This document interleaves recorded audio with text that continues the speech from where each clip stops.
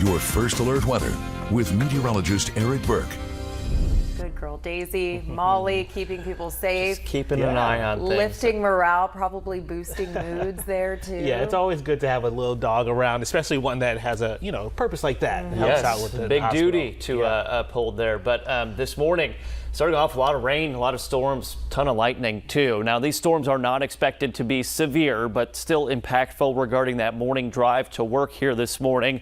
And crossing over the state line now up into parts of southern Giles County, south of you in Pulaski. But if you're in Pulaski and watching, I'm sure you could hear these storms rolling in. Look at that concentration of lightning we have just north of the state line there, moving into parts of Giles County, and our lightning counter has, well, I was just going to say it hasn't hit 500 yet, but here we are. It's over 500 right now. A lot of lightning too into parts of Lincoln County there, into more Franklin County, and we've got a lot more lightning too. This is about to move into the Quad Cities. Now, it's not the amount of lightning that we saw about 30 minutes ago with this, so that does mean that this is showing a general weakening trend. But that rainfall this morning still coming down at a good enough rate where ponding and puddles, along with poor visibility, are all concerns for this Thursday morning drive. We'll have a look at your roads coming up, and we've got this little cluster here moving into parts of Madison County now.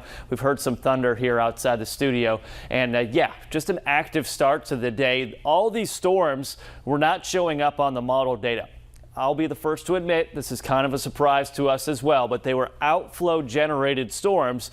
With our temperatures being in the mid 70s, the high humidity, you get that outflow. It almost acts like a cold front, and that triggers these showers and storms that this morning have pleasantly become pretty widespread. So this is what we've got into parts of Lauderdale as well as Colbert County.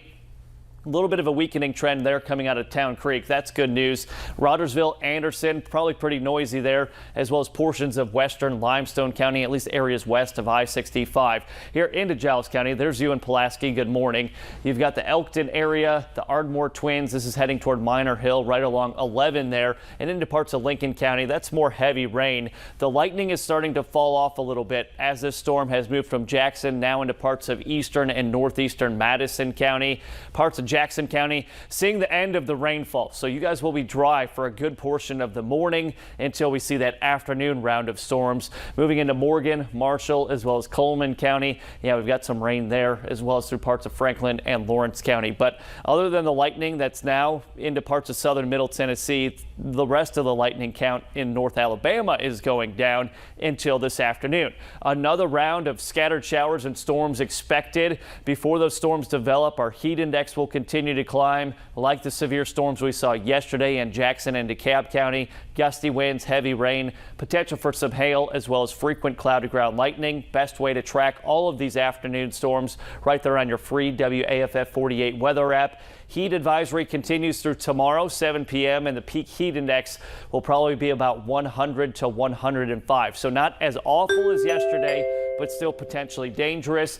More storms Friday afternoon, Saturday, Sunday afternoon, and then into the early part of next week.